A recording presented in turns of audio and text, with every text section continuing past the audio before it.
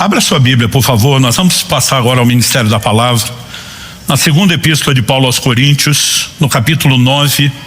Eu quero ler com vocês do verso 5 até o verso 7. Depois de lermos esse texto, se você puder deixar ele marcado, né? Em algum momento da mensagem nós vamos voltar para continuar aonde paramos. Vamos parar no final do 7 e vamos continuar depois a partir do 8. Segundo aos Coríntios, capítulo 9, verso 5 a 7 diz: portanto, julguei necessário recomendar aos irmãos que me precedessem na visita a vocês e preparassem de antemão a oferta que vocês prometeram, para que esteja pronta como expressão de generosidade e não de avareza. Isso afirmo: aquele que semeia pouco também colherá pouco, e o que semeia com fartura também colherá com fartura. Cada um contribua segundo tiver proposto no coração, não com tristeza ou por necessidade, porque Deus ama quem dá com alegria. Pai, nós declaramos nosso posicionamento de fé e confiança no Senhor, na ação pessoal, singular, individualizada do Teu Espírito no coração de cada um, nos levando tanto à compreensão da Tua Palavra como a uma aplicação prática dela no contexto, ó Deus, de cada um, no seu estágio de maturidade, de caminhada, de compreensão, enfim. Nós oramos que a Tua Palavra cumpra o propósito pelo qual tem sido liberada, e desde já Te damos glória, honra, louvor pela certeza daquilo que o Senhor fará. Nós oramos em nome de Jesus. Amém. Bom, nós estamos já há um bom tempo, né, falando a respeito de vida abundante, tentando cobrir aqui vários ângulos, né, daquilo que envolve a declaração de Jesus. Eu vim para que vocês tenham vida e vida em abundância. E abundância não é só quantidade, né? Ele fala de uma qualidade de vida que a gente chama, né, da vida do próprio Deus.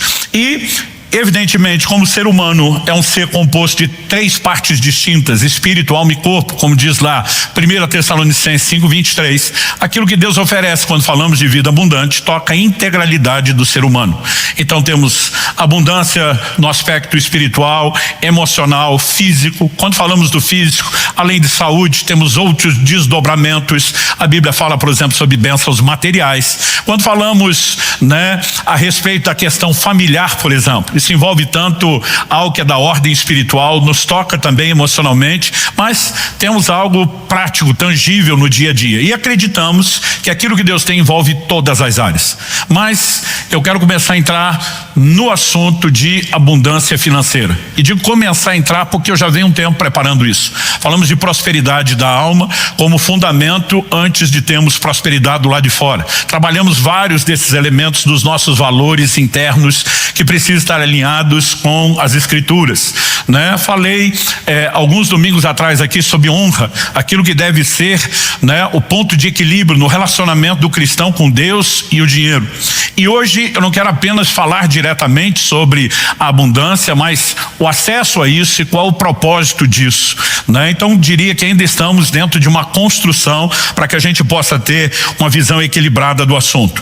E eu quero tomar como ponto de partida essa declaração de Paulo no final do versículo 5, né? Quando ele usa a expressão, ou o termo aqui, a frase expressão de generosidade. Esse é o tema que eu quero dar a mensagem de hoje. Paulo começa dizendo que ele separou alguns irmãos e ele julgou necessário, importante, né, algo que era preciso fazer, enviar uma comitiva antes da visita dele à igreja de Corinto. Qual era o papel desses irmãos que precederiam Paulo, que iriam na frente? Ele diz: preparar a oferta. Isso não apenas nos mostra que uma oferta deve ser preparada e não apenas dada, né, entregue, porque como a gente tem dito aqui, não adianta apenas fazer a coisa certa, a gente precisa entender a importância de fazê-la da maneira certa. Mas o questionamento prático é: o que é a preparação da oferta? Alguém poderia imaginar, bom, Paulo mandou a turma na frente para avisar, para quando chegasse não pegar o povo de surpresa. O texto e o contexto nos faz presumir que eles sabiam da oferta, né? Então talvez fosse para gerar engajamento, para que eles entendessem a importância. O texto e o contexto dessa oferta nos faz presumir que eles também já estavam engajados. Que oferta é essa que Paulo está falando? O livro de Atos relata que um profeta chamado Ágabo anuncia, prediz pelo Espírito, uma fome, uma crise financeira que viria. E ele sinaliza que o grande impacto dessa crise seria na Judéia. A Bíblia diz que os irmãos entenderam o motivo da revelação, que eles não precisavam esperar a fome chegar, a necessidade surgir, que eles já poderiam começar a se mobilizar de antemão para que quando a crise chegasse, eles socorressem aqueles irmãos da Judéia. Eu amo a ideia, né, de que nenhum problema que nos toca pega Deus de surpresa e que normalmente ele já tem a solução preparada antes do problema chegar. Então, Paulo fez uma mobilização com várias igrejas. Ele toca no assunto na primeira epístola. Em 1 Coríntios 16 ele diz: eu quero que vocês façam como já ordenei às igrejas da Galácia. Então várias igrejas foram mobilizadas. Qual a instrução de Paulo? Que cada um de vocês ponha de parte no primeiro dia da semana, conforme a sua prosperidade, para que não se façam coletas quando eu chegar. Então o povo já sabia que teria, né? Eles já haviam prometido. Paulo diz que essa equipe vai à frente para preparar a oferta que eles prometeram. Então eles tanto sabiam como já estavam engajados. Então a preparação não era isso. Preparação envolvia o quê? A maneira como eles iriam fazer o que eles sabiam que tinha que ser feito e que eles já estavam engajados. Paulo diz: para que ela esteja pronta, essa é a frase do final do verso 5, como expressão de generosidade e não de avareza. Nossas ofertas expressam, ou seja, comunicam algo. Elas falam, elas têm uma linguagem ainda que não verbal. Hebreus capítulo 11, verso 4, fala da oferta de Abel e diz que ela fala ainda hoje, quer dizer, falou na época, é a primeiro registro de uma oferta na história da humanidade, falou na época e continua falando até hoje. E Paulo diz, ela tem que comunicar o correto. E Paulo diz, eu espero que ela expresse generosidade e não avareza. Essa declaração de Paulo, né, alguns anos atrás, gentileza, algumas décadas atrás, quando eu prestei atenção nela, me fez mudar o meu conceito de generosidade e de avareza. Antigamente eu achava que generoso é quem tinha disposição de dar, de doar. Avarento é aquele que não queria doar, né? Aquilo que antigamente a gente dizia, o mão fechada, o mão de vaca, né? Eu já vi gente dizendo, fulano pode atravessar uma piscina com o sorrisal na mão, que ele não derrete, né? De tão fechada que é aquela mão. Mas se Paulo está dizendo que alguém pode expressar avareza ao doar, o conceito de avareza não é indisposição de dar. E se ele está dizendo que mesmo doando, eles têm que ser preparados para expressar a generosidade, não é o ato de doação em si que define generosidade nem avareza. Isso, e é por isso que nós lemos até o verso 7, está relacionado com o coração.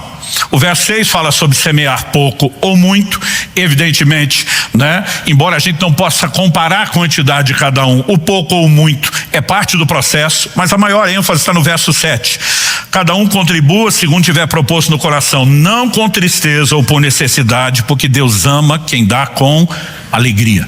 Generosidade tem mais a ver com o prazer, a alegria, a realização de dar, do que meramente o ato de dar em si. Se qualquer atitude de doação já fosse louvável, nós não teríamos pessoas que ofertaram na Bíblia e, como já falamos aqui antes, essas ofertas foram rejeitadas, porque fizeram a coisa certa, mas não do jeito certo. Então é importante que a gente entenda a generosidade e por que Deus espera de nós generosidade. Ah, pastor, aqui nós temos Paulo esperando dos coríntios generosidade. Não, nós temos uma declaração de Paulo inspirada pelo Espírito, né? Ou seja, era uma expectativa divina que foi registrada para nosso ensino, porque Deus espera de mim e de você a mesma coisa. Por que é que Paulo sinalizaria uma expectativa, né, por generosidade da parte deles? Alguns de nós poderíamos pensar, bom, Paulo, como bom gestor de um projeto nobre, socorrer os crentes necessitados da Judéia, estava preocupado que a arrecadação de fundos fosse, né, substancial, significativa. Mas quando você pega a linha de raciocínio que a Bíblia estabelece, inclusive sobre a maneira como Paulo não só pregava e ensinava, mas agia nessa área, nós não podemos dizer que era isso. Em Filipenses, no capítulo 4 e no verso 17, o apóstolo Paulo diz, não que eu esteja interessado no vosso donativo. Ele diz, o que me interessa é o fruto que aumente o crédito na conta de vocês. E quando Paulo está escrevendo aos Filipenses, ele faz menção na epístola aos Coríntios, quando está falando ali de contribuição, ele faz menção dos Filipenses. Ele se refere a eles como os crentes da Macedônia, né? A Macedônia era a região maior, dentro dessa região estava a menor, que era a cidade de Filipos, né? Então é a mesma coisa que alguém se referir a nós, os curitibanos, dizendo os paranaenses. Então, apesar da terminologia diferente, Paulo estava falando dos Filipenses e mostra como eles foram louváveis. Com esse grupo, Paulo está dizendo, eu nunca estive interessado no que vocês iam entregar. Eu estava interessado no que isso vai liberar na vida de vocês. E aqui nós temos uma perspectiva interessante. Nós precisamos compreender, né, que quando falamos de generosidade, não é apenas o que Deus espera que a gente faça, mas é onde isso nos leva e quais os resultados que isso produz na nossa vida. Mas também não adianta entender os resultados sem entender o motivo, o propósito deles. E eu quero, né, analisar essas coisas com vocês. Em primeiro lugar, eu acredito que para dar equilíbrio às coisas nós precisamos entender a razão básica, primária da generosidade. Porque Deus espera que eu e você sejamos generosos. Em primeiro lugar, porque Ele é generoso. João 3,16 diz: Deus amou o mundo de tal maneira que deu. João não consegue explicar ou mensurar o amor de Deus que está acima, né, da capacidade de ser mensurado, mas ele relaciona isso com a disposição de dar. Não só com a disposição de dar, mas ele mostra que Deus deu o que ele tinha de melhor, né, seu Filho Jesus. Entendemos isso porque Paulo em Romanos 8,32 disse: Deus não poupou nem mesmo a seu próprio Filho, antes o entregou por amor de nós, como não nos dará juntamente com ele todas as coisas. Traduzindo, se deu Jesus, que é o que tinha de melhor, ele faz qualquer loucura por você, crente. Não há limites. Deus é um Deus generoso, doador. Tiago capítulo 1 verso 5 diz: se algum de vocês tem falta de sabedoria, peça a Deus que a todos dá liberalmente. Deus é liberal, né? Outra tradução diz que a todos dá generosamente. Deus é generoso. Efésios capítulo 5 verso 1 claramente diz que nós devemos ser imitadores de Deus como filhos amados. Deus revela esse atributo específico da sua generosidade, porque Ele quer que isso seja imitado. Quando a Bíblia fala de sermos imitadores de Deus, é evidente que eu e você não podemos sair por aí criando planetas e universos. Não é esse tipo de coisa ou de atributo que nós podemos imitar.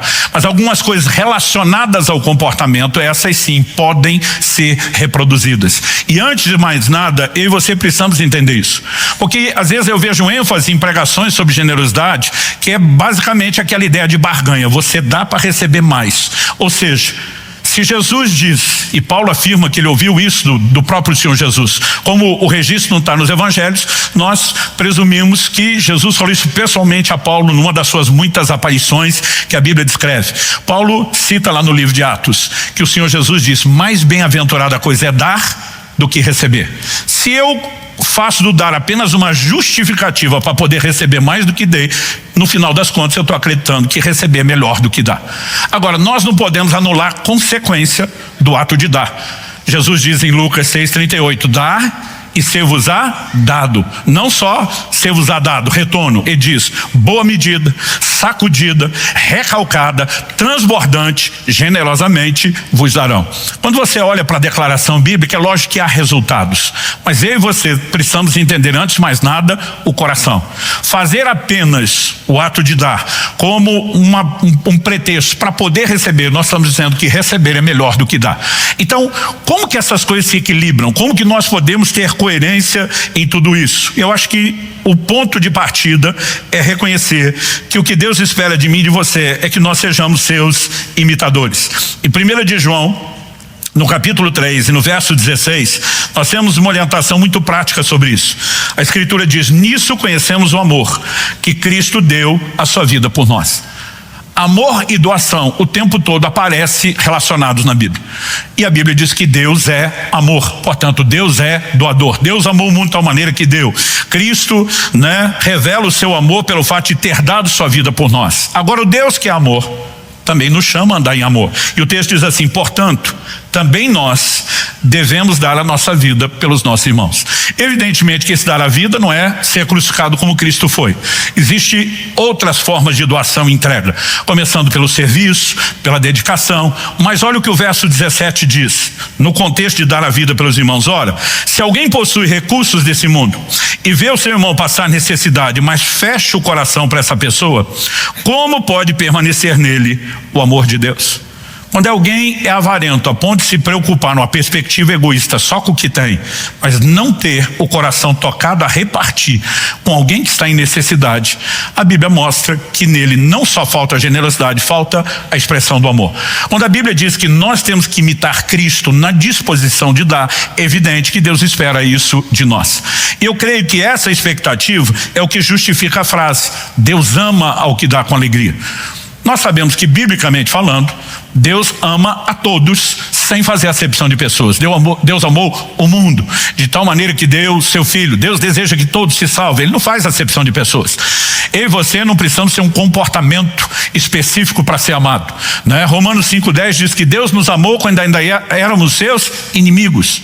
Então o que significa Deus ama ao que dá com alegria? Não está dizendo que só ama esses, mas quando ele encontra alguém que reflete a disposição de imitá-lo, né, de reproduzir na terra um comportamento que revela quem Deus é, ele tem um profundo, como pai, um profundo senso de satisfação. A Bíblia tem toda uma doutrina sobre agradar a Deus, e eu imagino essa satisfação, evidentemente de maneira muito limitada, né, guardada as devidas proporções, por uma lente específica. Eu sou pai de 2 filhos já criados, que estabeleceram suas famílias, estão casados, mas eu tenho 2 momentos na criação deles que para mim são muito marcantes, que me deixaram no coração assim uma gratidão enorme a Deus.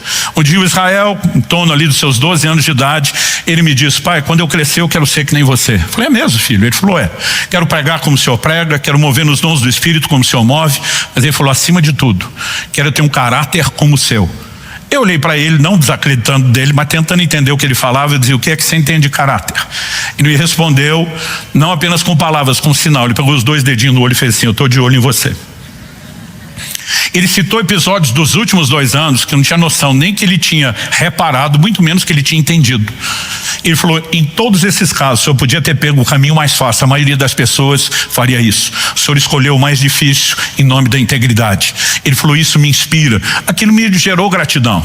Porque, diferente de Deus, que espera que nós o imitemos, mas é o pai perfeito, eu sou o pai imperfeito. O menino conhece a versão sem cortes, né, do papai, com as suas limitações, e está dizendo: o senhor me inspira a ponto de eu querer ser parecido com você. Dependendo o elogio que alguém ouve, às vezes a pessoa fala assim: ganhei o dia, né? Esse é o momento que eu pensei comigo: ganhar a vida, valeu tudo ouvir uma coisa dessa. Minha filha, quando estava em torno de 10 anos de idade, a gente estava voltando de um casamento. Vocês sabem que a marcha nupcial toca na cabeça das meninas desde os 3 anos de idade, né? E empolgada com tudo que viu, com aquele ambiente, a gente está voltando para casa no carro. Ela disse: papai, no dia do meu casamento, eu quero que o senhor entre comigo na igreja vestido assim, assado. Começou a descrever tudo que ela queria. Eu falei: filha, você é muito nova para pensar em casamento, o que dizer planejar, né? Ela tocou no assunto que na época eu brincava, era proibido para ela. A versão do pai ainda era imatura e ciumenta, mas também achava que era cedo demais para falar de algumas coisas. Na hora que eu falei isso, ela falou: ih, pai, o senhor está por fora, eu já até sei o tipo de marido que eu quero. A gente pensa na resposta, que é a mesma coisa que apertar o botão que bota o vulcão interior do pai no modo erupção. A hora que ela falou isso, o negócio já ferveu dentro de mim. Kelly percebeu pela minha cara que eu já ia soltar os cachorros para cima dela, e a mulher de Deus sabe, ela rapidamente fala comigo em sinais. Ela faz o sinal de tempo, e do jeito que fez isso, ela faz assim: ouve primeiro, fala depois. Eu engoli aquilo que ia falar, pensei, fiz cara de paisagem, falei: que tipo de marido seria esse? Ainda lembro do sorrisinho dela. E ela diz assim: alguém que me trate que nem o senhor trata a mamãe. Como é que eu vou falar mal disso? Para não ficar por baixo, falei: difícil vai ser arrumar um desse, menino. E não é conseguir um melhorzinho que o pai. Mas eu passei a pensar depois daquilo. Falei: pai a gente não escolhe. O filho não tem escolha. Ele nasceu no lar, é aquilo, acabou. Quer você goste, não goste, se adapta, se resolve, mas você não escolhe. Agora, o cônjuge a gente escolhe. Que, aliás, me deixa dar uma palavra de advertência aos solteiros, não só aqui, você que nos acompanha aí pela transmissão ou posteriormente a gravação. Depois de Jesus, a escolha mais importante da sua vida é com quem você vai se casar. É por isso que a gente diz: não seja prematuro, não tente começar um relacionamento de uma vida inteira cedo demais, antes de entender o plano e o propósito de Deus para você, antes de ter certeza que a escolha não está sendo fundamentada apenas numa resposta hormonal, né? Você pode escolher, e é a hora de escolher direito, é a escolha mais importante. Eu falei: o pai não podia escolher, o cônjuge ela pode, mas que é um cônjuge que pareça com o pai.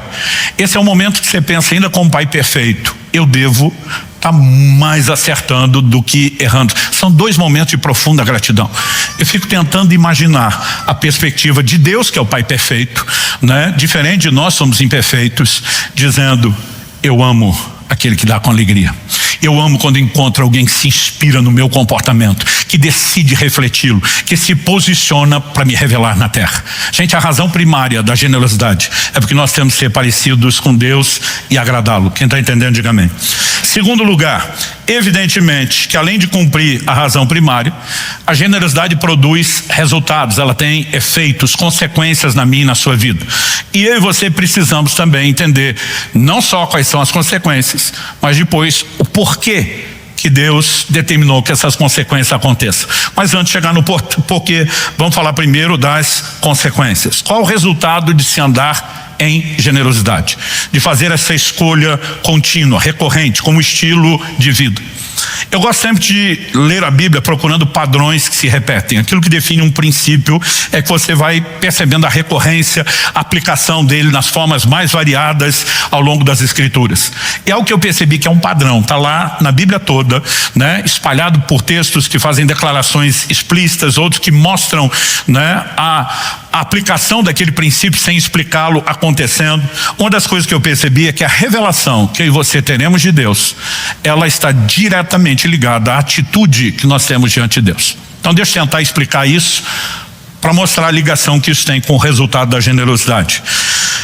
Eu lembro que logo no início do meu ministério, a primeira igreja que ainda estava pastoreando, nós tínhamos terminado um culto e eu percebi de longe dois irmãos que pareciam estar numa discussão. Eles não falavam alto, mas a linguagem corporal parecia que o debate estava acalorado. Como eu estava no caminho da porta, eu, quando fui chegando perto, fui reduzindo o passo, porque eu gosto de colher as pérolas de sabedoria do meio do povo, e eu queria ver o que é que eles estavam discutindo. E o pouco que eu ouvi, deu para perceber que um advogava a bondade de Deus de uma forma exagerada, quase como se Deus nunca corrigisse seus filhos. O outro já defendia a severidade de Deus, quase como se ele não fosse bondoso. E quando um deles repara que eu estou andando devagar e prestando atenção na conversa, diz: pastor, já que o senhor está aqui, ajuda a gente. Ele pergunta: e aí, Deus é bom ou é severo? Eu falei para eles: eu tenho duas respostas. A primeira eu falei: ele não é um ou outro, ele é tanto um quanto o outro. Romanos 11:22 fala da bondade de Deus, da severidade de Deus. Para Deus ser bom não significa que ele não possa ser severo, para ele ser severo não significa que ele não possa ser bom. Essas coisas não são divergentes ou excludentes, elas são complementares. Ele falou: mas se o senhor já respondeu que ele é os dois na primeira resposta, o que é que sobrou para a segunda resposta? Eu falei: a segunda resposta é depende. Um deles me olhou e falou: depende o quê? Eu falei: dos dois que ele é, tanto bom quanto severo, o que você vai experimentar e descobrir na prática, depende de você e das suas atitudes. Eu falei: o mesmo texto de Romanos 11:22, que fala da bondade de Deus e da severidade de Deus, diz: para com os que creram, ele manifestou bondade. Para com os que caíram, ele manifestou severidade. Eu muitas vezes chegava em casa e encontrava uma versão de humor do meu pai bem diferente da de um outro dia da semana. Não que papai sofresse nenhum tipo de bipolaridade. Quando eu chegasse, por exemplo, chegava da escola com um boletim com notas escolares razoáveis, papai não exigia, né, não era o perfeccionista da nota 10, mas queria um boletim de notas azuis. Normalmente eu encontrava a versão contente, sorridente. Mas se quando eu chegasse em casa, algum vizinho tivesse feito uso do disque denúncia para comunicar alguma coisa que a gente tinha aprontado na vizinhança, não era a versão sorridente, era a versão brava, severa de papai, que ia nos corrigir de maneira firme. Eu não tinha dois pais, era o mesmo pai, mas dependendo da minha atitude, o que eu descobriria do mesmo pai que eu tenho era diferente. E eu digo às pessoas: com Deus não é diferente, né? Nós temos na Escritura um princípio que eu chamo da lei da reciprocidade, mutualidade. Por exemplo, Tiago 4 diz: chegai-vos a Deus e ele se chegará a vós. À medida que você se aproxima de Deus, que você o busca, ele também vem ao seu encontro. Ou seja, quem não se aproxima de Deus nunca vai ter a experiência, a comunhão, a intimidade que quem se aproxima e busca. Dentro dessa lei de reciprocidade, e que sustenta o que nós estamos falando, de que a revelação de Deus depende da sua atitude, nós temos um texto que eu gostaria que a gente lesse junto, inclusive eu acho que dá para ser projetado, que é o Salmo 18, versos 25 e 26. A Bíblia diz assim: para com quem é fiel, fiel te mostras. A expressão se mostrar, ela fala de se revelar. A NVI traduziu: te revelas fiel. Para com quem é fiel, fiel te mostras. Com o íntegro, também íntegro. Com o puro, puro te mostras. E com o perverso, inflexível. Então vamos lá, para o fiel, a pessoa que tem atitude de fidelidade, Deus vai revelar o quê? Sua fidelidade. Mas para com o íntegro, o camarada tem atitude de integridade, Deus não vai se revelar fiel, embora ele o seja. Ele vai se revelar íntegro. A revelação, para quem anda em integridade, é da integridade. Para quem anda em fidelidade, é da fidelidade. E para com o puro, Deus não se revela nem fiel nem íntegro. Ele se mostra puro, porque sua atitude de pureza te conduz à revelação da pureza de Deus. Deus não se mostra puro por fiel, não se mostra fiel por íntegro, não se revela íntegro por puro. Para o fiel ele se revela fiel, para o íntegro ele se revela íntegro, para o puro ele se revela puro, mas para o perverso ele não se revela perverso. Por quê? Porque não há perversidade em Deus. Então quem tem atitude de perversidade não encontra um correspondente de revelação. A Bíblia diz que ele se mostra inflexível. O original dá a entender que ele resiste, como quem diz, você não vai aproximar, eu não vou mostrar nada de mim. Se você entender essa lógica, para com o generoso Deus vai se revelar o quê? A pergunta, gente, para com o generoso Deus vai se revelar o quê? Generoso. Mas para com o avarento ele não vai se revelar avarento, porque não há avareza em Deus. Então o generoso terá uma revelação da generosidade de Deus, mas o avarento será resistido, vai ficar no escuro, sem luz, sem revelação. E deixa eu sustentar isso com a argumentação bíblica. Quem foi o primeiro cara na Bíblia a entender, né, e a usar a expressão Jeová Jireh, o Senhor proverá? Quem foi? Alguém lembra? Gênesis 22, a dica. Pelo menos o ão, gente. Abraão. Quando Abraão fala isso? Quando ele está indo sacrificar seu filho Isaac. Estão a caminho do Monte Moriá. Um menino já adolescente, esperto, começa a dar uma observada do movimento e diz: papai, nós não esquecemos nada não? Como assim, filho? A gente não ia fazer um sacrifício? Ia não, filho, nós vamos. Pois é, papai. A gente está levando a lenha, a gente está levando o fogo. Isso é algo que na época era mais fácil levar pronto do que deixar para improvisar de última hora.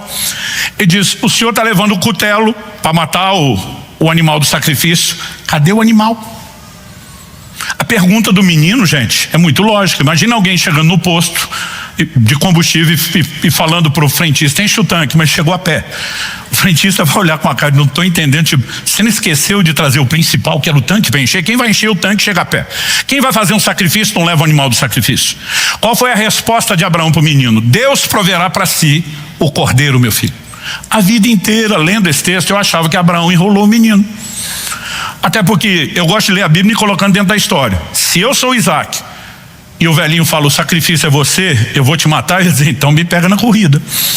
Você acha que eu ia quebrar a mão para você? Glória a Deus, meu pai é único, tem um relacionamento singular com Deus, vai me sacrificar, vou ser o primeiro da história a ser oferecido a Deus. Que eu ia pensar: o velho está senil, está maluco, e ó, perna para que te quero.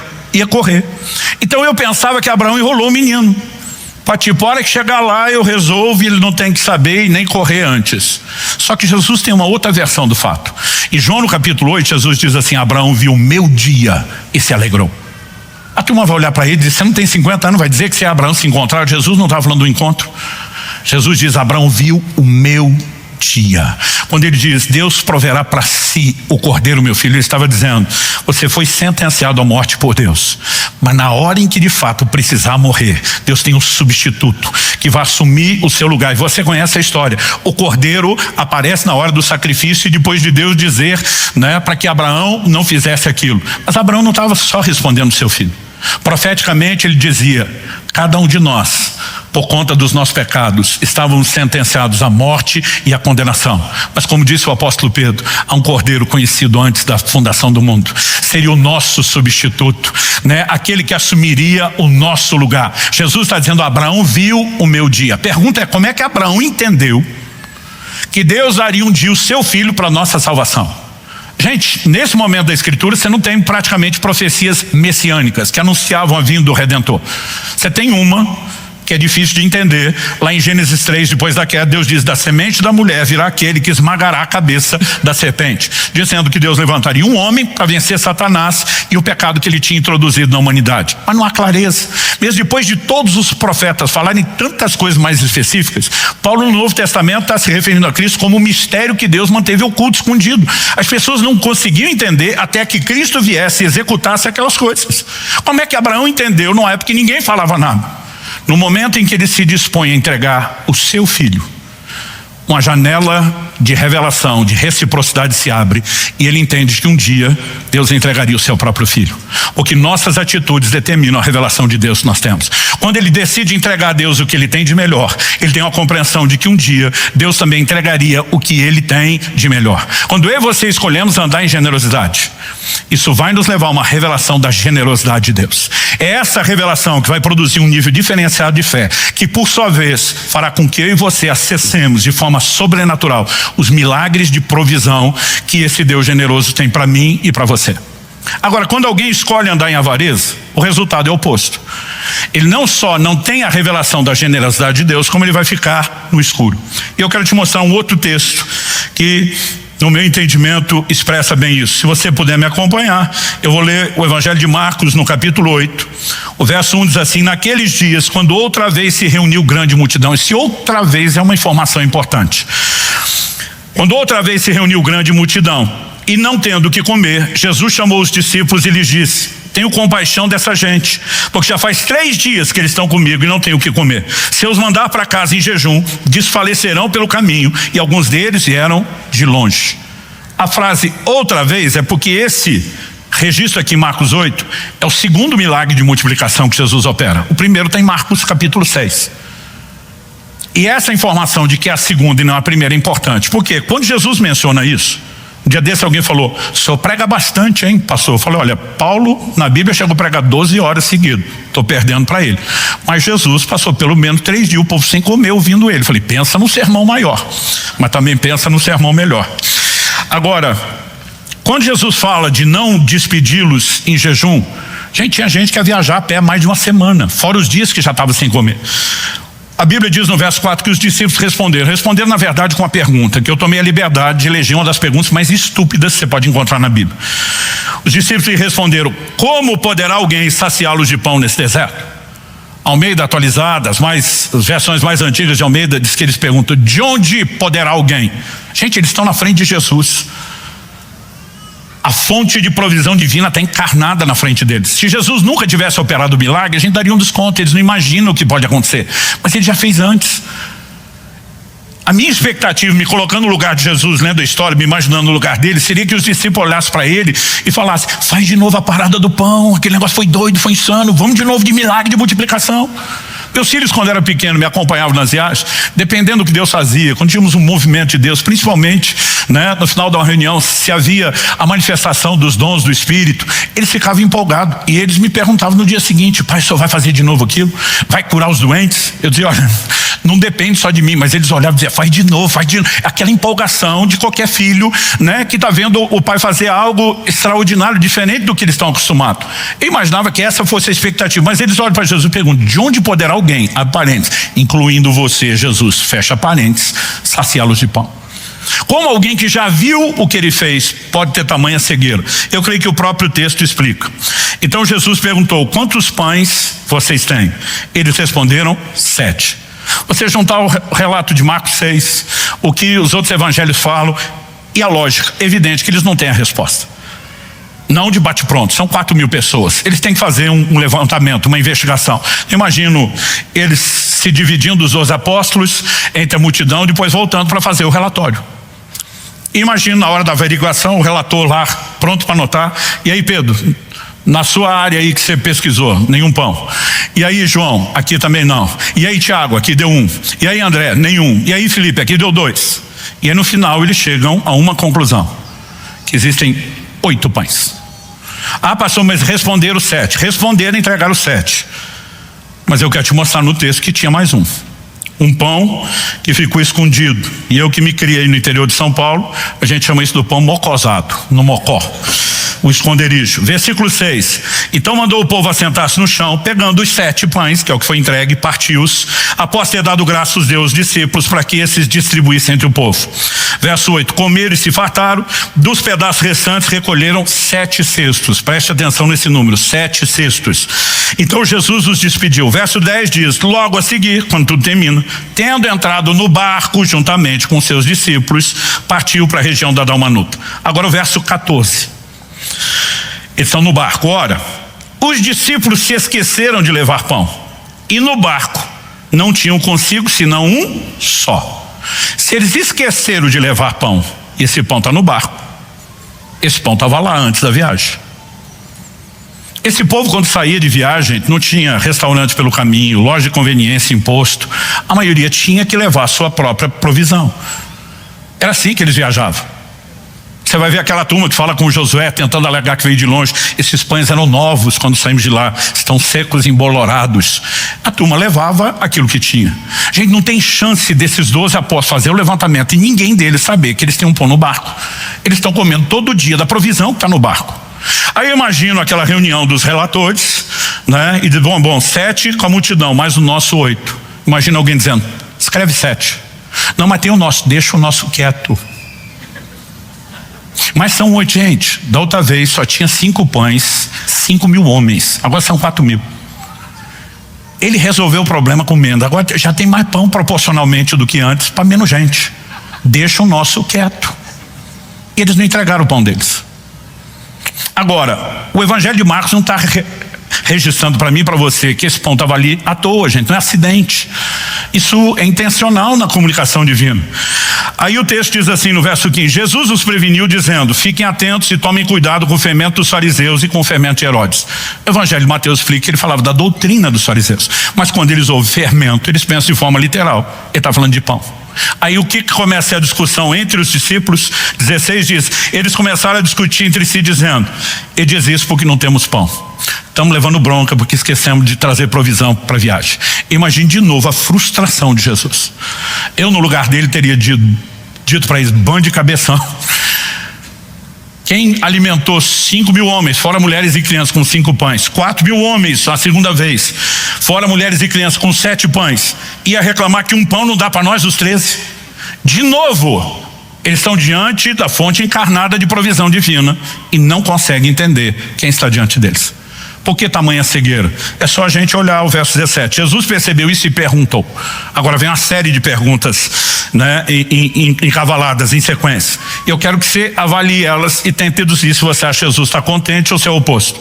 Porque vocês estão discutindo sobre o fato de não terem pão. Vocês ainda não percebem nem compreendem. Têm o coração endurecido.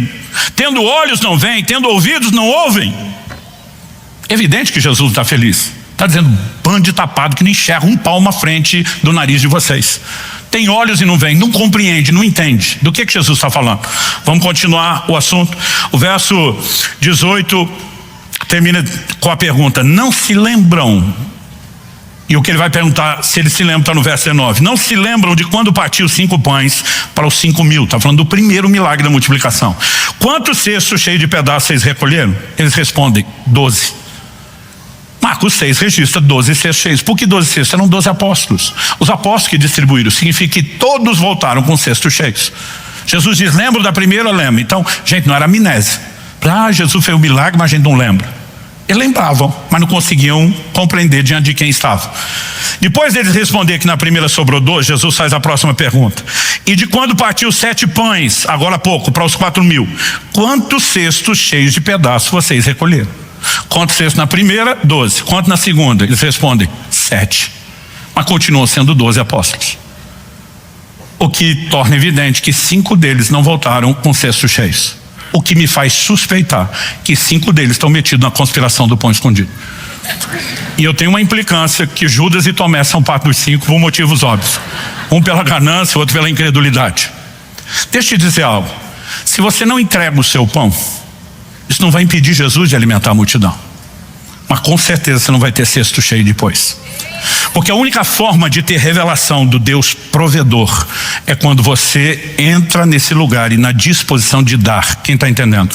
Quem escolhe a avareza pode estar na frente da provisão divina, né? O operador de milagres está ali do seu lado, mas é como se não tivesse e nada vai parecer estar disponível para vocês. Então nós precisamos entender a razão, ser parecido com Deus. O resultado, bom, se compreendemos e temos a revelação, evidentemente nós vamos acessar os milagres, as intervenções. Agora vem a pergunta importante para que a gente termine. Qual o propósito desse efeito, desse resultado na minha e na sua vida? De colher os efeitos da generosidade, que é abundância.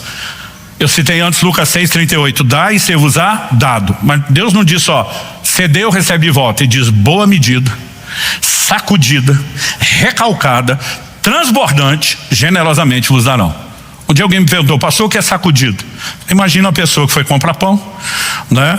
A atendente da padaria está colocando um cabe-tudo, daqui a pouco ela começa a sacudir aquele saco, aquela embalagem. Para quê? Para acomodar e caber mais. A Bíblia está dizendo, Deus vai dar uma boa medida. A hora que não caber mais, Ele vai arrumar mais espaço na sua vida para que caiba mais do que só a boa medida. Mas aí tem o outro nível. O próximo nível é recalcada. O que é recalcada? É arrumar mais espaço com mais intensidade. Quando a igreja começou há 20 anos atrás, agora em julho vamos completar 21 anos, a gente não tinha esse exército de voluntários que traz tanta alegria, né, pro nosso coração. Então assim, basicamente, eu e minha família, Marciano e a família dele, a gente tinha que fazer tudo. A gente chegava antes, arrumava as cadeiras, limpava, arrumava banheiro, garantia que ia ter água, e a Adi só está ali balançando a cabeça. Era assim, gente, quando dava a metade do culto ali, que a gente passava para os avisos, a parte da oferta, antes de pregar eu corri no banheiro, para dar uma checada como estavam as coisas, né? E normalmente a primeira coisa que eu checava, a hora que passava pela porta, era o cesto onde a turma joga a toalha de papel. Aquilo normalmente estava cheio, estava caindo. Eu não só recolhia o que estava no chão, eu pegava, metia o pé naquilo, empurrava lá para baixo, porque a gente não tinha condição de recolher, de trocar. Todo o movimento tinha que ser rápido. Isso é recalcado. O se empurra, vai dar um jeito, é mais do que o sacudido, vai arrumar bem mais espaço. Mas chega uma hora que depois de sacudir e recalcar, não vai caber mais. E a Bíblia diz que fica transbordante. Qual o propósito do transbordante? Aí eu e você precisamos de fato compreender algo que está ligado ao próprio texto que nós estamos lendo desde o início. Volte comigo, se você deixou marcado, se não, ache de novo, por favor. Segunda carta de Paulo aos Coríntios, capítulo 9. A gente leu o 5, o 6 e o 7. Final do verso 7, diz Deus ama o que dá com alegria. Mas Paulo está no meio de um raciocínio sendo desenvolvido. Ele não parou no verso 7. No 8 ele diz assim: Deus pode tornar abundante em vocês toda a graça. Gente, ninguém é salvo por outra forma a não ser pela graça de Deus. Se está escrevendo a gente que já é salvo, aos crentes, é certo que ele já tem uma medida da graça. Agora a pergunta é, existe uma medida única de graça? E a resposta bíblica é não. 2 de Pedro 3,18 fala de crescer na graça. 2 Timóteo capítulo 2 verso 1, o apóstolo diz: fortifica-te na graça. A Bíblia usa expressões, né, como de fé em fé, de glória em glória, mas também usa a expressão graça sobre graça. E Paulo está dizendo para eles: vocês já têm um nível de graça, mas Deus pode tornar abundante em vocês toda a graça, ou seja, dá para aumentar. A pergunta é: como podemos ir além? Ele explica a fim de quê? E agora ele vai sinalizar qual o motivo do resultado. A fim de que, tendo sempre, em tudo, eu vou pedir a gentileza você repetir comigo: tendo sempre, em tudo. Só mais uma vez com 30% a mais de volume: tendo sempre, em tudo. Gente, o que é sempre? Hoje, amanhã, depois, essa semana, a próxima, outra, esse ano, o próximo, outro, sempre, continuidade. Em tudo, todas as áreas, não só financeira. Tendo sempre em tudo o quê? Ampla suficiência. A Bíblia não fala só de suficiência, ampla suficiência. Deixa eu dizer algo para você: tem muito crente lutando porque não consegue ter nem o básico do que ele precisa. O plano de Deus não é te dar só o que você precisa. Quando a Bíblia diz: o Senhor é o meu pastor, nada me faltará, é evidente que Deus quer suprir nossas necessidades. O apóstolo Paulo escreve, né, aos Filipenses e diz: Deus há de suprir cada uma das vossas necessidades segundo as suas riquezas em glória. Deus quer suprir as nossas necessidades. Mas o que você precisa entender é que Ele não quer apenas dar o que a gente precisa. Porque se Ele der só o que a gente precisa, nós não fazemos nada para ninguém. Anos atrás eu recebi, início do ministério, os primeiros anos do ministério, a visita de uma pessoa que veio de outra cidade, conhecer a nossa igreja. No final diz: ó, vim da cidade tal, era no mesmo estado, mas não era tão perto. Ouvi muito falar de vocês, queria conhecê-los. Eu, inocente, estou achando que estou na presença de um admirador do ministério. Mas quando ele começa a conversa, o tom do sarcasmo e do cinismo, deu para eu perceber que não. Falei: e aí, o que você achou? Ele falou: o povo até que é legal. Como querendo dizer, o resto não prestou. Aí diz: ouvindo sua mensagem hoje, deu para eu mapear a filosofia de vida cristã que vocês têm. Eu falei: qual é? Ele, irônica, sarcasticamente, cita o texto de Provérbios que fala que a sanguessuga tem 2 filhas e dá o nome das 2, é o mesmo: me dá, me dá. Ele olha para mim e diz assim: me dá, me dá. Eu sabia o texto que ele estava citando. Eu falei: E o que exatamente você quer dizer com isso, para não julgá-lo mal? Ele falou assim: vocês são um bando de egoísta, interesseiro. Eu tinha pregado sobre oração, é sobre a gente buscar de Deus não só o que Ele tem para nós, né, aquilo que a gente precisa, mas que a gente precisa de uma visão, uma mentalidade de abundância. Era isso que eu tinha pregado. Ele falou: vocês são um bando de egoísta, interesseiro. Eu falei: desculpa, criticar e dizer que a gente está errado é uma coisa, mas se você quer me ajudar, compartilhe o que é certo, me corrija até o fim. Porque se você só sair daqui dizendo que eu fiz de errado sem me dizer o que é certo, eu nunca vou melhorar. Eu presumo que você está nesse nível de maturidade, vir corrigir a gente, você deve ter uma filosofia de vida cristã melhor. Ele falou: eu tenho. Eu falei: então explica lá para mim. Eu falei: deixa eu só fazer uma pergunta, você ora? Porque o assunto que eu tinha pregado era oração. Oro. Eu falei: o que você pede para Deus?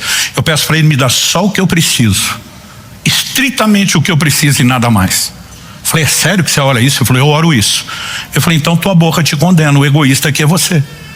Não, vocês são interessantes. Eu falei: para, qual a definição de egoísta?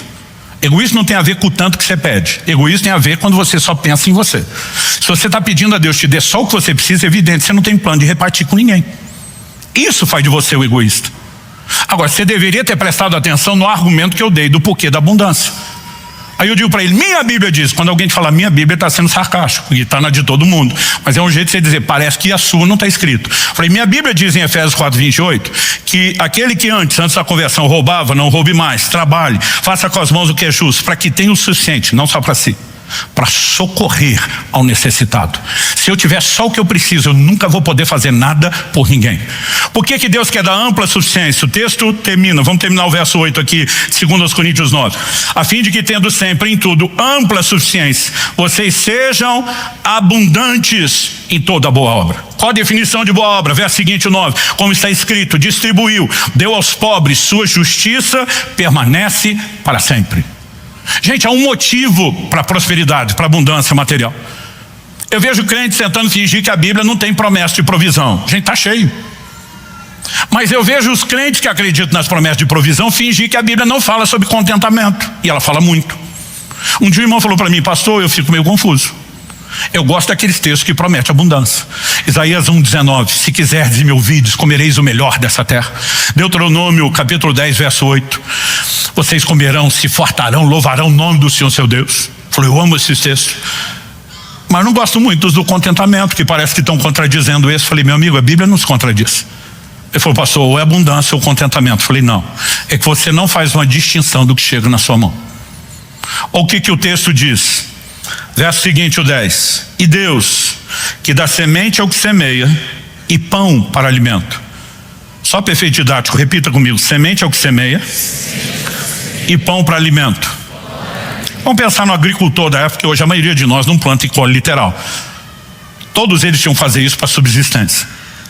O cara plantou o trigo, colheu o trigo. Quando ele colhe o trigo, o que ele vai plantar para a nova safra é igual àquilo que ele vai preparar o pão. Não vem escrito no trigo pão, semente.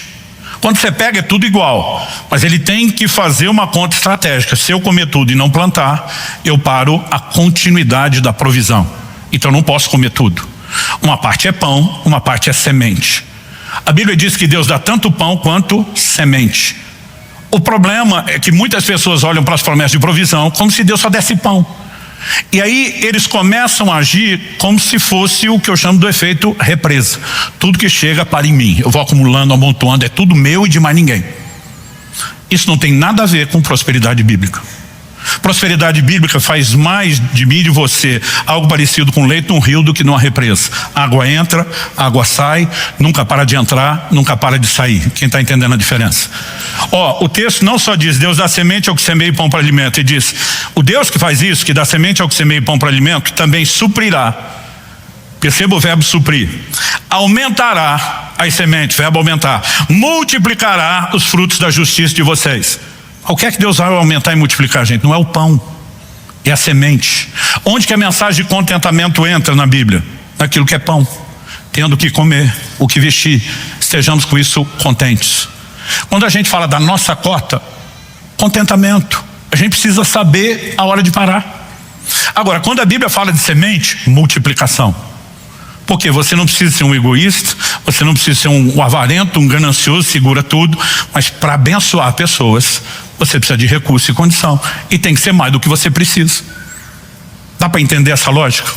Provérbios capítulo 11 diz nos versos 24 e 25 algo importante. O texto sagrado diz assim: uns dão com generosidade e tem cada vez mais. Ou seja, generoso aumenta, multiplica. Outros retêm mais do que é justo e acabam na pobreza. O que é reter mais do que é justo? Não é justo que você retenha tudo. Porque você não pode pegar tudo que chega na sua mão e dizer tudo pão só comigo. Uma parte tem que ser semeada. E Paulo coloca a ideia de semeadura lá no verso 6, entre o verso 5 da preparação da oferta, que tem que expressar generosidade. O 7 do que Deus ama, quem dá com alegria, diz: quem semeia pouco, colhe pouco. Quem semeia muito, colhe muito. E você vai colher proporcional ao que você planta. E se você seguir a mesma lógica, quem não semeia, não colhe. Agora, se semeia muito e colhe muito, o propósito não é aumentar o pão. No terreno do pão, nós podemos ter contentamento. Mas eu tenho dito a Deus: o Senhor sabe que não tem limite para o recurso que chega para que eu continue abençoando os outros. Nos últimos anos, a maior parte de tudo que Deus coloca na minha mão, né? A gente já aprendeu em casa, tendo o suficiente, nós podemos estar felizes com isso. Agora existe uma realização quando você entende o coração do próprio Deus no dar. E para que a gente possa ser abençoadores, nós precisamos de recursos. Deus falou duas coisas distintas a Abraão. Numa delas ele diz lá em Gênesis 12: eu te abençoarei. Gente, é legal pra caramba ser abençoado. Quantos gostam de ser abençoado? Mas qual o propósito de Deus nos abençoar? Deus diz: eu te abençoarei e eu farei de você uma bênção. Preste atenção, melhor do que ser abençoado é quando você vira abençoador. Você é tão abençoado que você abençoa os outros. Melhor do que ser suprido é quando você vira supridor. Melhor do que ser provido é quando você vira provedor. E não há sentido da gente olhar para aquilo que a Bíblia ensina sobre provisão se a gente não fizer isso na perspectiva de uma generosidade que reflete quem Deus é, que amplia a nossa revelação, porque ao ampliar a nossa revelação nós temos acesso a mais. Mas por que só vai ter acesso a mais que anda em generosidade? Porque Deus não quer aumentar o pão na cota de gente egoísta. Não há motivo para que ele aumente. Se você quer descobrir um jeito de chamar a atenção de Deus para si, pare de olhar só para você e enxergue os outros à sua volta. A Bíblia diz que enquanto Jó orava pelos seus amigos, Deus mudou o cativeiro dele. Em Atos capítulo 10, um anjo aparece para Cornélio e diz: Cornélio, tuas orações, oração até a gente entende, mas ele diz: e tuas esmolas subiram para a memória diante de Deus. Não só o que você ora, mas aquilo que você faz pelos outros, pelos necessitados, chamou a atenção de Deus para você. Tiago capítulo 4 verso 2 diz: nada tendes porque não pedis. Tem aqueles que não vão receber Deus porque não pedem. Mas o verso 3 fala dos que pedem e não recebem. Pedis e não recebeis. O motivo: pedis mal. Definição de pedir mal: para esbanjardes em vossos próprios deleites. Tudo aquilo que você pede a Deus com o único propósito de usufruir só você, já é uma oração candidata a ser ignorada pelos céus. Porque a razão primária para que Deus nos dê qualquer coisa é que a gente compartilhe. É por isso que é inconcebível na ótica cristã a pessoa que recebe Cristo, a salvação, e não compartilha. Não divide com ninguém. Não oferece aquilo que tem para ninguém. Nós precisamos entender: generosidade não se limita a dinheiro. Ela vai envolver o nosso tempo, a nossa dedicação em servir e abençoar pessoas, mas ela também envolve a mobilização de recursos materiais.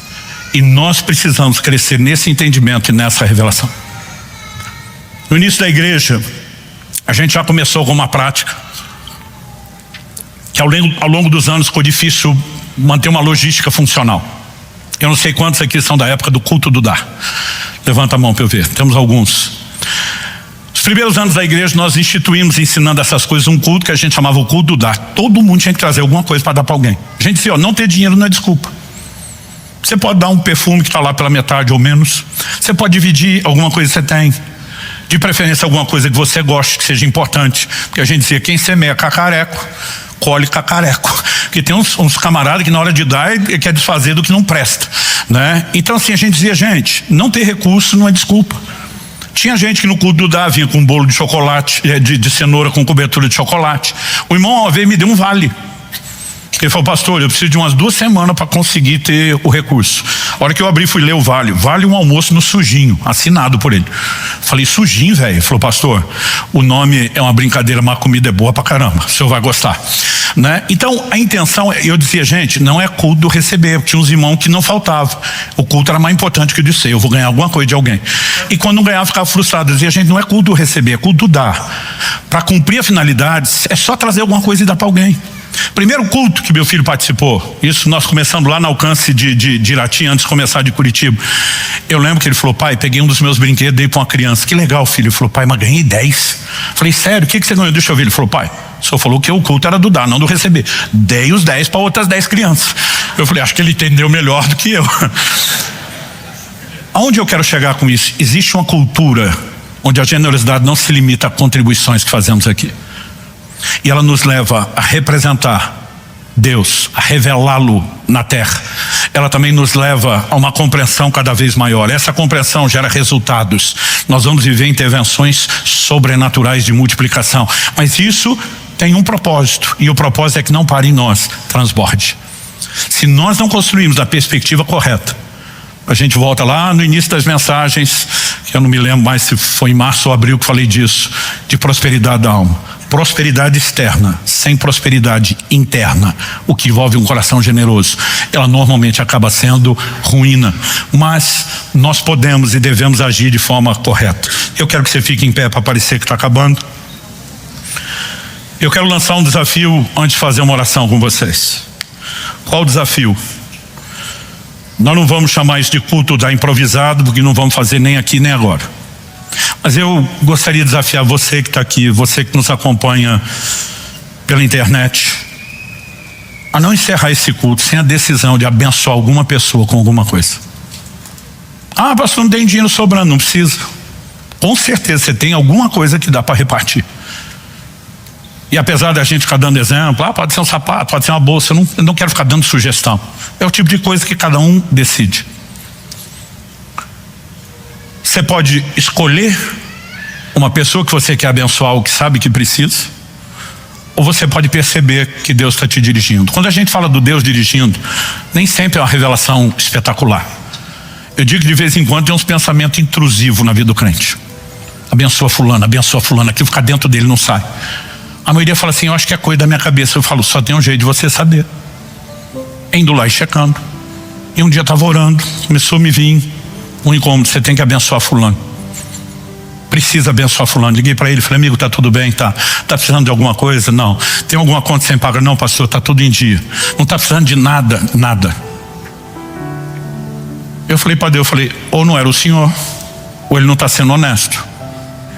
Encerro essa ligação e dou por isso mesmo, e vem algo no meu coração. Pergunta quando é o aniversário de casamento dele. Falei, quando que é seu aniversário de casamento? Ele falou, semana que vem. Falei, como é que vai ser a comemoração? Ele disse, não vai ter, porque está tudo pago, mas não tem nada sobrando.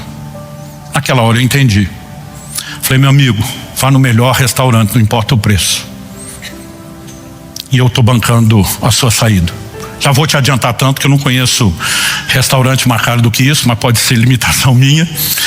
Se for mais do que isso, eu cobro a diferença. Pastor, o senhor não precisa. Eu falei, preciso. Por que você acha que eu estou te ligando?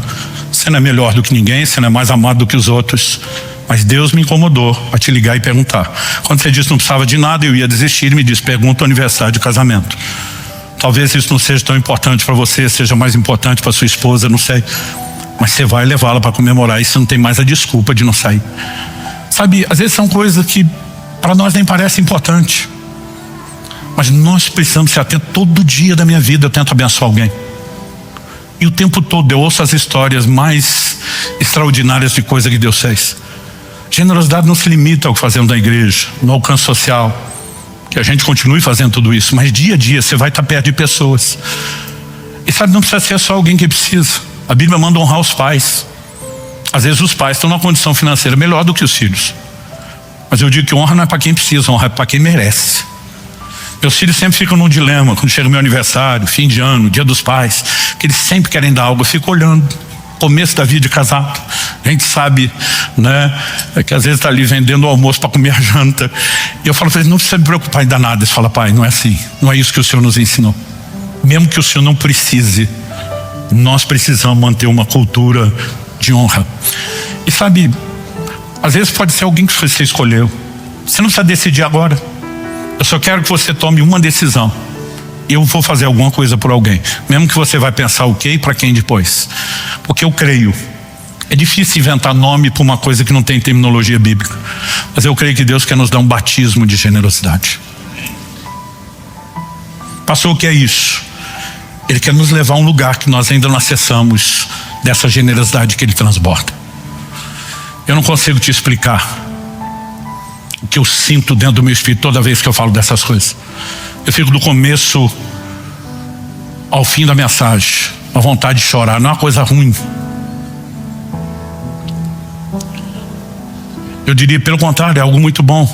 Mas eu fico imaginando, se nós adotássemos um estilo de vida de generosidade, não só entre os crentes, até com os não crentes, qual o impacto que o evangelho teria? Eu estou correndo aqui com o tempo, mas vou tomar mais uns 3 minutinhos.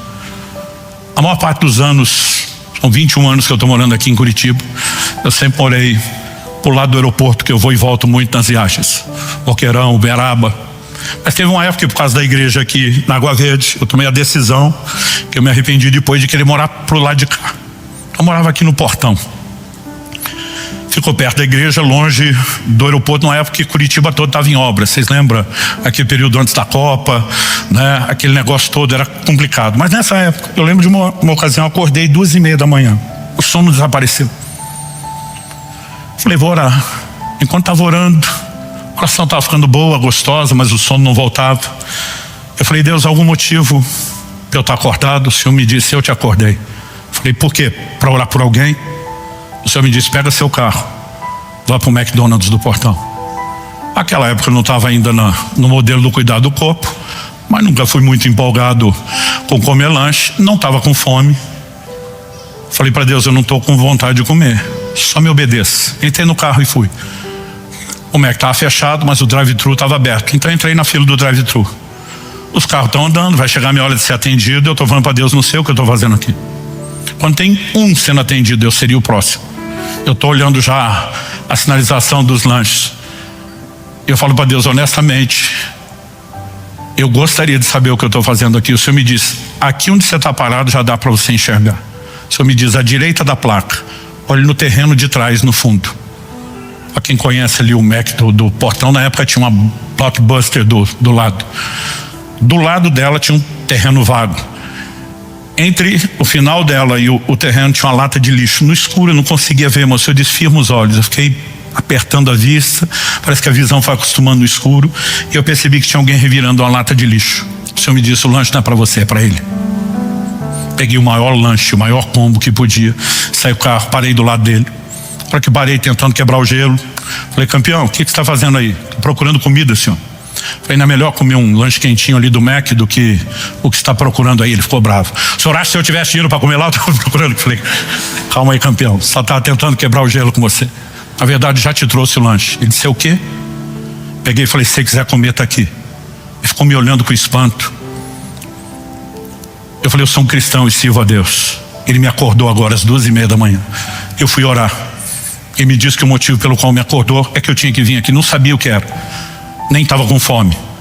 Até que ele me disse que eu olhasse para o canto do terreno. Foi difícil enxergar você do lado de lá aqui no escuro, mas ele me disse que isso era para você.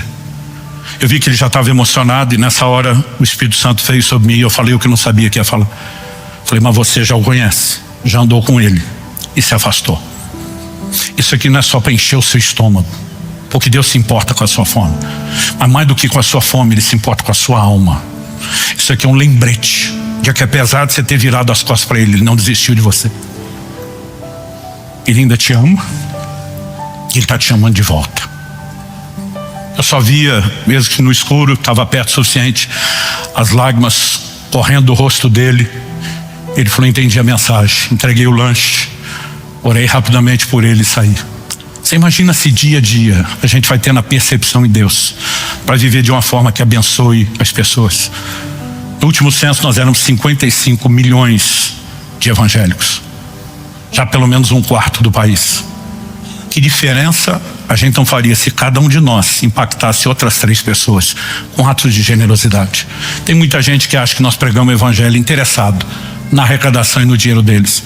Quando eles começaram a ver uma igreja que tem mais para dar do que qualquer outro motivo, tudo será diferente na nossa vida e na vida dos outros. Pai, nós te pedimos graça para entender algo tão profundo, que é conectar com o seu coração e nos espelharmos no Deus generoso. Nós clamamos, ó Deus, se é que podemos inventar uma terminologia como essa, um batismo de generosidade hoje nesse lugar. Abre os nossos olhos, leva-nos a um lugar, ó Deus, de não apenas reproduzir quem o Senhor é, mas por meio dessa atitude crescemos na revelação, que por sua vez nos levará a uma colheita sobrenatural abundante, que por sua vez permitirá que, embora contentes com o pão que temos, possamos ter recursos para ser abençoadores. Nós queremos mais do que abençoados, ser abençoadores. Nós queremos entrar não no modo de compreensão meramente humana, racional, de que mais bem-aventurada a coisa é dar do que receber. Senhor, nós queremos descobrir isso na prática, a profunda realização que vem com a generosidade. Ajuda-nos, nós clamamos em nome de Jesus. Em nome de Jesus, que haja graça, que haja favor do Senhor, e que aquilo que o Senhor começou a fazer aqui agora possa ir além desse culto e dessa reunião. Que o Senhor nos dirija, ó Deus, nessa decisão de abençoar alguém com alguma coisa, que seja mais do que uma experiência aleatória, que seja mais do que uma semente plantada para que haja colheita, que possa ser, ó Deus, um exercício que nos permita descobrir um pouco mais na prática de tudo aquilo que estamos ouvindo aqui. É a nossa oração em nome de Jesus. Se você crê e concorda, diga amém. Você recebe essa palavra, diga eu recebo em nome de Jesus.